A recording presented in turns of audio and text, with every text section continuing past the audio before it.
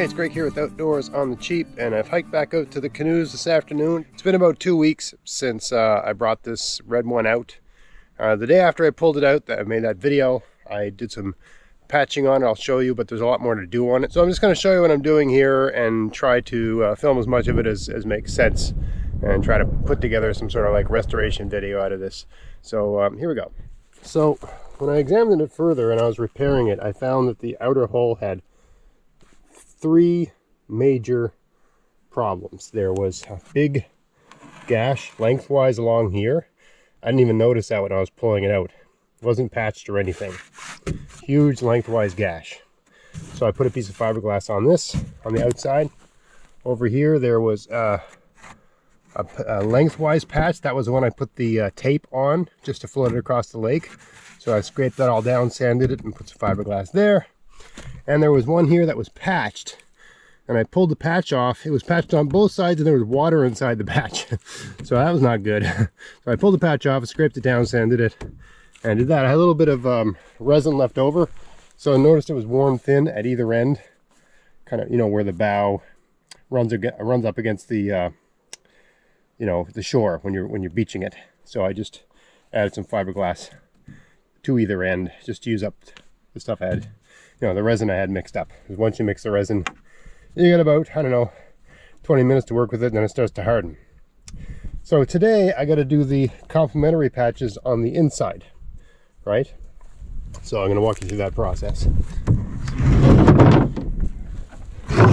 So there's the inside of the gash that I patched lengthwise. That needs to be patched, right? And there's the other one on the opposite side that needs to be patched. It looks like the one next to it was already patched from the inside.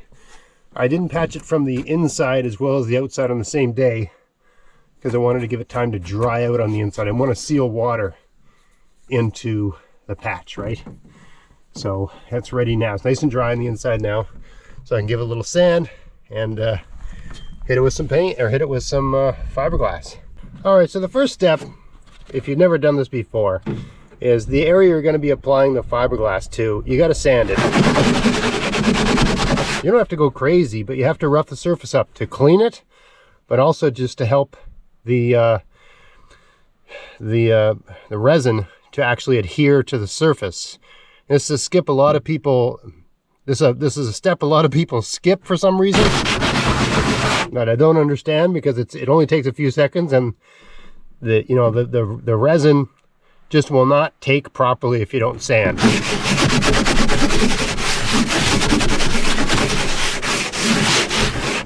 Right, that's ready. How hard was that, right? I'll just do the opposing one and then I can mix up the resin. All right, so I got my pieces of fiberglass pre-cut and ready to go. You get everything ready before you start with this, right? You can apply fiberglass with a brush, but it has to be it's a bit tedious to apply with a brush because you can't just brush it on. You sort of have to stab it on. If you've ever done this before, it doesn't, if you try to brush this fiberglass, it moves around and gets all messed up. You sort of have to stab it like this. It's good to have a brush just to, you know, be able to manipulate it. Use these little throwaway cheap brushes, right? But a roller, you know, one of these cheap dollar store rollers is fine. Whatever you use for fiberglass, you're not going to be able to reuse it, right? It just hardens. You could take, once this stuff is mixed together, right? You got the resin and you got this hardener. Once they mix together, they're going to harden no matter what. Nothing can stop them. So you got to be all ready and just go. Roughly, you know, you guesstimate how much of this stuff you're going to need. I'm going to say that's the amount I need. It's probably too much, really, but anyway, let's say that's enough. And you add an appropriate amount of the hardener.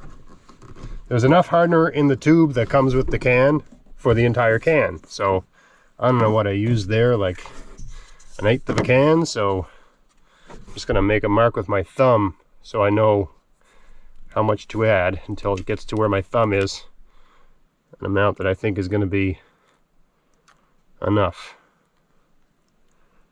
I mean, once you add this stuff, you're committed. Okay, that's what, here, one more for good measure.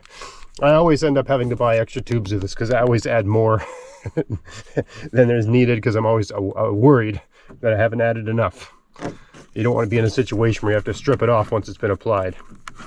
So once you put that stuff in, you just mix her all up. Whatever resin you have left over, you just paint it on to parts of your canoe that you think need, you know, extra coating. So like this, the interior of this canoe has a bunch of old patches that are nice and dry because the canoe's been tipped upside down for a week. We really haven't had rain in any meaningful way for a week. So I'm gonna re-resin all the old patches from the inside, just to make sure, just to add some strength to them. I've gone and sanded them all, so they're all ready. Okay, so how you do this, I got my gash here. You cover the area with the resin, okay? Don't worry about going over, right? I got a little patch up here I'm just gonna hit with some of the resin. But they cover the area, entire area, beyond what your patch needs. I put a really long patch on this just to give extra insurance. Doesn't hurt to have too much patch, right? You're just adding strength to the canoe. Okay. Okay, now I'm gonna put the patch on. Looks like we've got enough there. Now, just with the dry roller, I'm gonna use the dry roller to push that in really good. You don't want to have any air pockets or anything with this, right? Okay, I'm gonna assume that's enough. Now I'm just gonna use the brush to add a bit more. Yes, I'm brushing in here, but I'm gonna use the roller to sort of dab it down.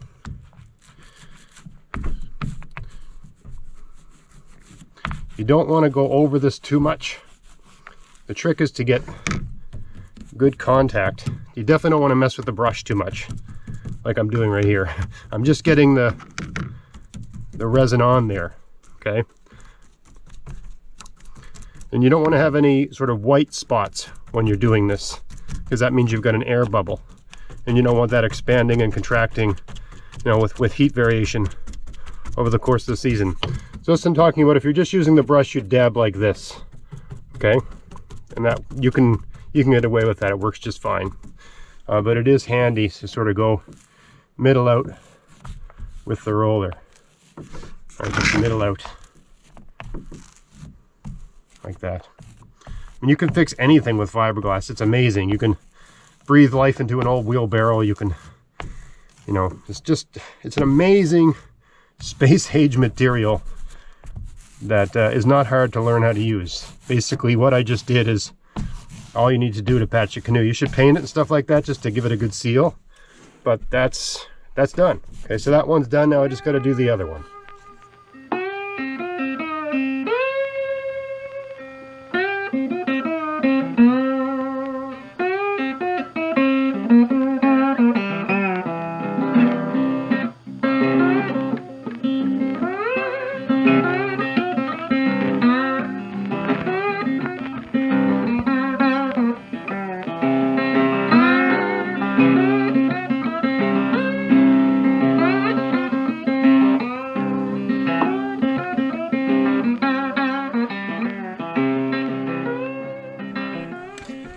Alright, so now the second patch is done. Now I'm just going to go over all the areas like this for how much of this resin I have left over, and just give everything a reinforcing coat of the resin because I've got it.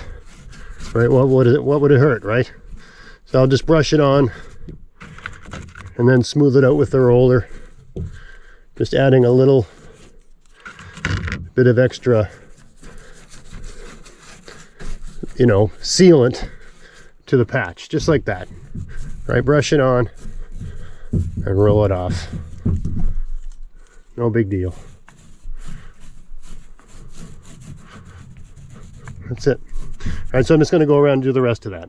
All right, so I've applied the patches, and I've also applied some resin to all the old patches and the major seams, just because I had, not because I had to, just because I had to use the stuff up anyway, right? I had it. So why not? Why not brush it in? It's the brush and the roller. Just noticed I didn't get all the way up here. Not perfectly clean, but that's fine. Anyway, all this gear will be as hard as a rock in, I don't know, about 5 or 10 minutes. It'll all just be garbage. That's why you don't use expensive gear for this, unless you, for whatever reason, have to make precise, you know, brushings, but not for this work. It's just rough work. Okay, so the insides have been patched. Now I can apply some paint to the exterior and paint that as well. All I got's green paint, so both these canoes are going to be green when I'm done. I mean, green's better anyway. I'm stashing this canoe out in the woods. I'm kind of hiding it a little bit. I don't mind sharing it, but I also I don't necessarily need every Tom, Dick, and Harry in the forest using it. Right?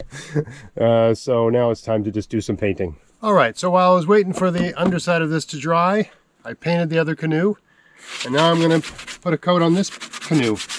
I think it'll probably need at least 2 coats, maybe 3. It really depends on my desire to add coats. Minimum of 2 anyways. So first step is to just go over this and examine the surface for any really bad flaking of paint. Wherever it looks really flaked, I have to take this scraper to it just to get away the stuff that's really not attached.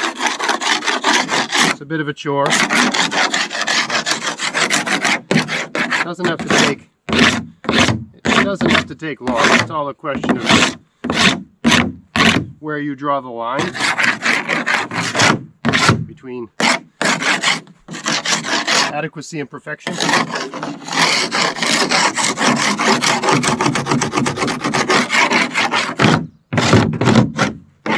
pretty good. I like to do a section at a time, like that. Keeps you organized. I mean, painting a canoe out in the woods like this, it's going to get little flecks of stuff falling out of the trees, pine needles and stuff, into the paint. And there's nothing you can do about that. Right? I mean, I suppose you could arrange a tarp over top or do something really inventive like that, but I don't really see the point. When you're done, it's going to be better than it ever was before. And that's the point, right? Let me just finish working on this here.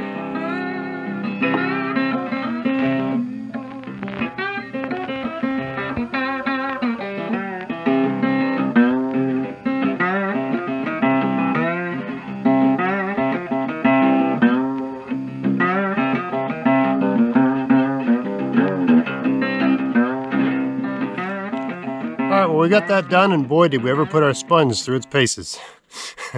I should have brought 2 sponges, I guess, because I used this to sand the other canoe as well. Between every coat, you give it a light sanding. All right, this is going to be the first coat, so I gave it a really good kind of once over. But still, it didn't take long, right? It took like, I don't know, 7 minutes or something like that, right? But now the coat of paint I put on here is just going to adhere so much better. So the process for putting the paint on is simple. And I think this is something where people get wrong a lot. Number 1, use marine paint. It's called Solignum, right? That's the only marine paint that's at the hardware store where I live. So that's what I use, right? But it's a marine paint for being on boats and things like that, built to stand up to the weather, to UV, to wear and tear, that sort of thing.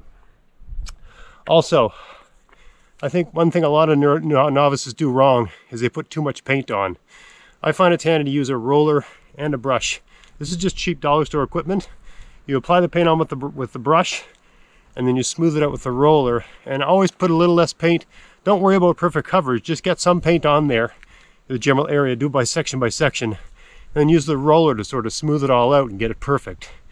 And that'll apply a nice even coat with no gunky buildups or anything like that, so the paint can dry quickly and effectively. All right, so paint a canoe like this should take, I don't know, 15 minutes or something like that. So according to my GoPro, it says 9:53. Let's see how quickly I can get this done. Also, a little painter's trick. When you put your brush about 1 or 2 inches into the paint, and instead of doing this stuff where you do this and mess around with it and all this stuff, dip it in 1 or 2 inches and go like that. 1, 2, 3, 4, like 1, 2, 3, 4, 5, 6, 7, 8, 9, 10, like that. And the paint won't drip off of it, right? So you dip it in, go like that, paint won't drip. It'll drip eventually, but not initially, right? By doing that, you put about as much paint onto your brush as you possibly can without having it drip all over the place. Just one more way to be quick and effective when you're painting.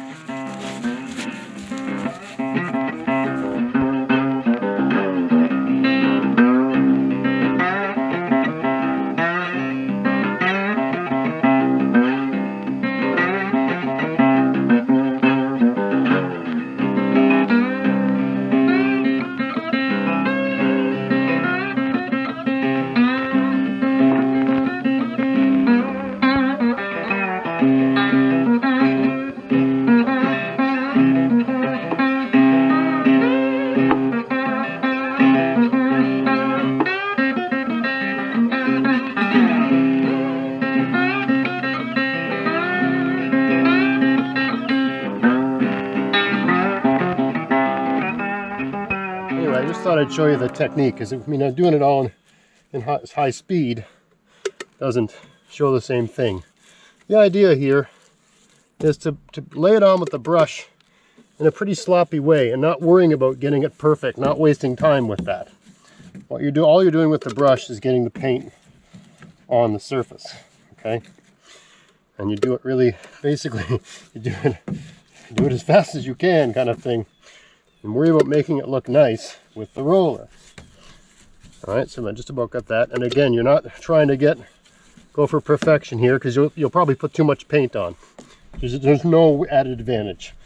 You're better off building paint up in layers always. All right,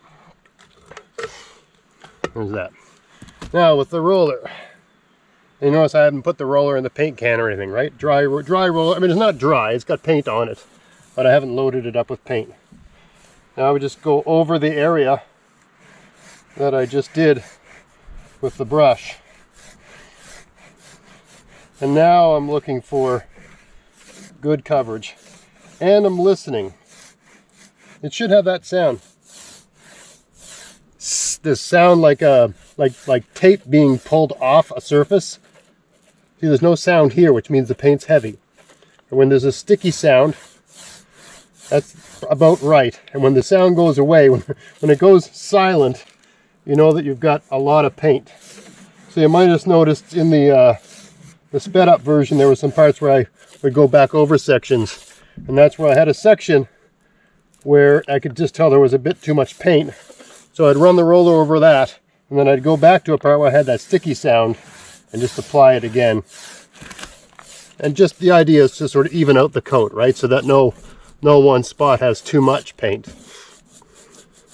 But it's pretty quick.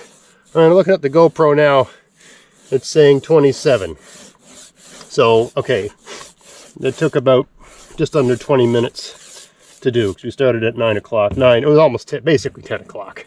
So 18 minutes or something like that. That's not bad for painting a canoe, right? And I mean, another reason to paint the canoe, I mean, I'm not painting this for looks. The reason I'm painting this canoe is because most materials that I know of, they break down in the sun and UV and just from wear and tear. So by painting it, you're extending the life of the fiberglass that the canoe's made of. It's also like a kind of sealant. If you've got a tiny micro hole in the canoe somewhere, the paint might just seal that up and just prevent water from getting in there and from things from freezing and everything getting worse, right? The paint just really does renew the canoe.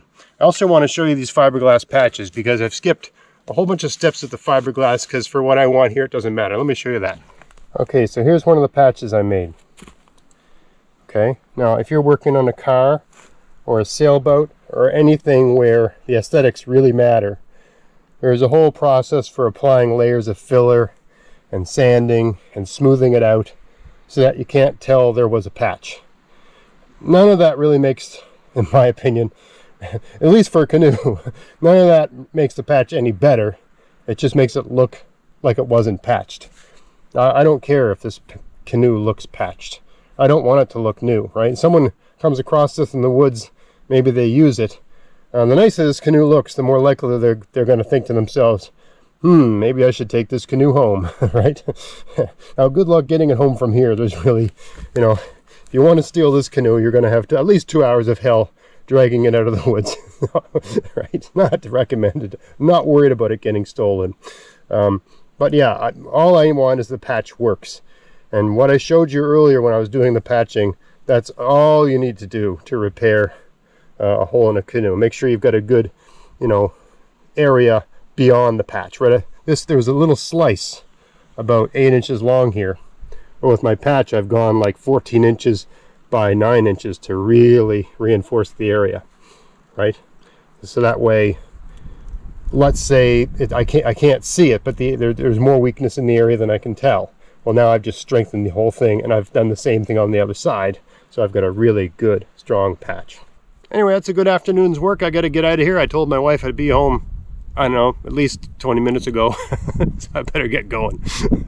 But yeah, just a day out in the woods, patching and painting canoes. This one needs another coat, and I need to do a little bit of painting on the inside, but other than that, it's, you know, almost repaired. There's one more thing to do. I need to do on either end of the nose, but I'll talk about that in another video. So I hope you found this interesting. If you did, please like, share, subscribe, and until the next time, enjoy the outdoors on the cheap. Thanks for watching.